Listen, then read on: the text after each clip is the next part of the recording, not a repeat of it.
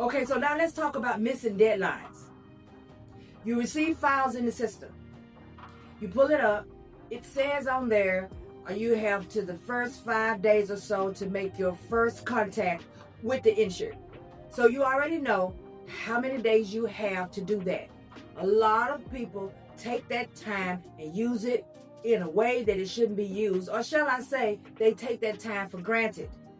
The longer you hold a file, the longer it's going to take you to get in touch with someone, because you should have started making your calls when you first received your file. Now, this is for the ones who are doing appointments. You should be making the calls or sending out emails when you first receive the files. If not that day, because you cannot for whatever unforeseen reason, then the first thing the next day, you need to be jumping on that. You need to get on it like it's on fire. Because if you don't, eventually these types of files will catch up with you. So now you end up with missing deadlines. You have files that you have not taken care of when you should have taken care of them. Now, I do know that there are times that things happen and there are problems with the file and all of that. Okay, the company knows as well, because you're supposed to be taking notes, putting notes in the system. That way they'll know exactly what is going on with the file. But if there are no unforeseen issues that have occurred, then what is the problem? What is taking you so long to get the inspection done? If you sign up to be an independent contractor with these companies, then to them, that means that you are ready to take them on as a customer and start doing some work for them. So you don't want to be missing deadlines. You don't want all of your files to start turning red because these days have passed and you have not handled your inspection. What red means? Red means that after a certain amount of time, after a certain amount of days of sitting in your system, and when they turn red, that lets them know that this file is just hanging around. Either there's a problem and they already know because you've told them, as I mentioned before, or is something going on your end. And how is this going to cut into your pay? These companies will stop giving you work.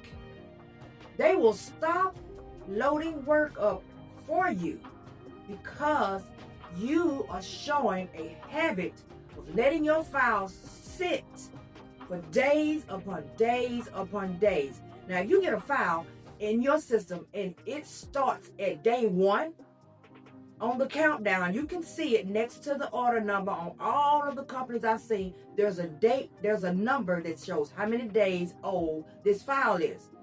And you look around and you got one and it's done turned to 14. If there is not a problem with getting the inspection done that has nothing to do with you, then there's a problem with getting the inspection done and it has to do with you. And the company knows this and they will stop giving you work. You will be wondering why they're not loading you up anything, and it will be because you have been shown a pattern of not completing your workload. They have been known to flag profiles. They'll do that, and some of them will drop you completely and don't even tell you. You won't even know it. You just look around, you're not getting any work. Can they do that? Yes, they can, because you have decided that you are not going to do the work, and because this is a contract. You are independent contract worker. When you sign the contract, you sign the contract to get as much work done for the customer as they want you to get done. Now imagine, let's say for instance, if you hire a plumber or an electrician or somebody to come by your house and handle some repairs at your home. All right, so you know they're coming, they know they're coming, and they know that since you hired them, you have now become their customer. So you hired them to do a job. They don't come to your house on time. Not only do they not come on time, they don't call you. They don't send you a text message or nothing and let you know that something has come up and they can't come that day. All you know is that you set an appointment with them. A lot of you probably have to miss work to get stuff done at your home just so that someone can be there to answer the door for these people. And they don't show up on time, Or maybe they come, maybe they don't just miss the entire appointment. Maybe they do come. But when they come, it's so late. You are so irritated.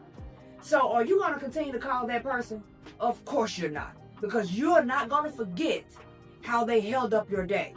Well, these companies are not going to forget how you holding up these files. So do not do that if you want to hinder the amount of money that you're making. Because you can have several companies that you're working for. And if you have one major player that you have under your roster and you mess around and mess up, your pay will go down significantly. Okay, so now let's talk about those reports. Because you guys know a lot of you hate those reports. Y'all hate to do them. You hate to think about them. Just thinking about them brings you into this big sweat. Like you have this sweat just perspiring down your forehead. Those reports, when you hold them and hold them because you don't want to turn them in, this will hinder the amount of money that you're making, along with possibly getting you dropped.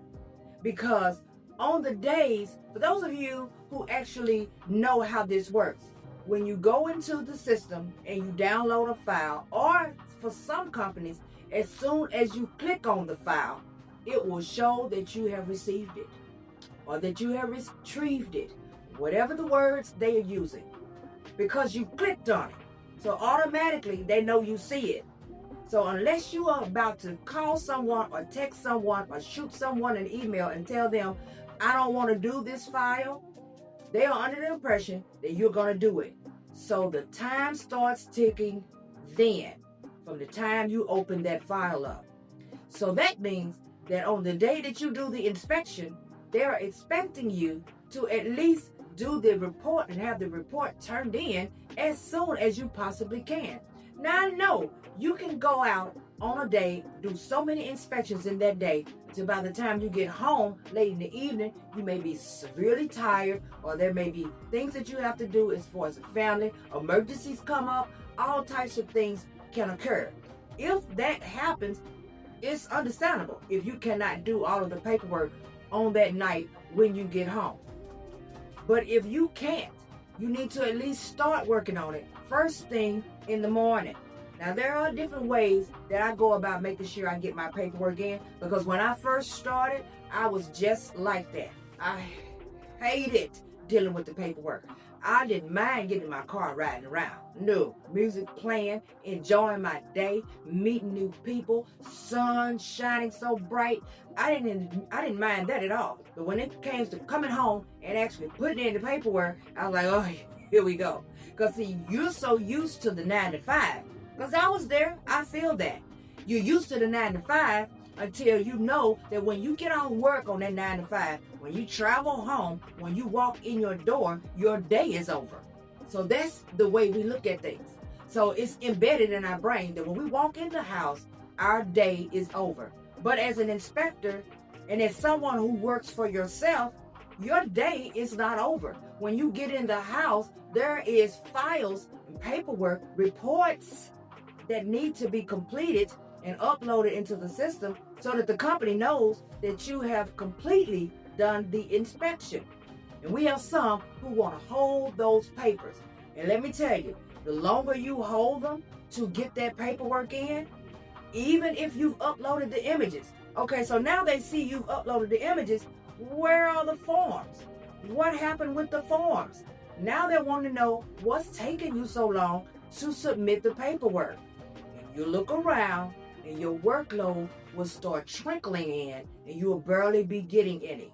So do not do that. Come up with some sort of strategy to make sure that you can get those forms and all of those reports done in a timely fashion and get them in as quickly as you can immediately following your inspection. I hope that you are enjoying this series and that you found part 2 as informative as part 1. Stick around for part 3 of this series. But until next time, you guys know what to do. Like, subscribe, turn on all of your notification bells, because you know I'll be bringing you back something later. Thank you so much for watching and enjoy the rest of your day.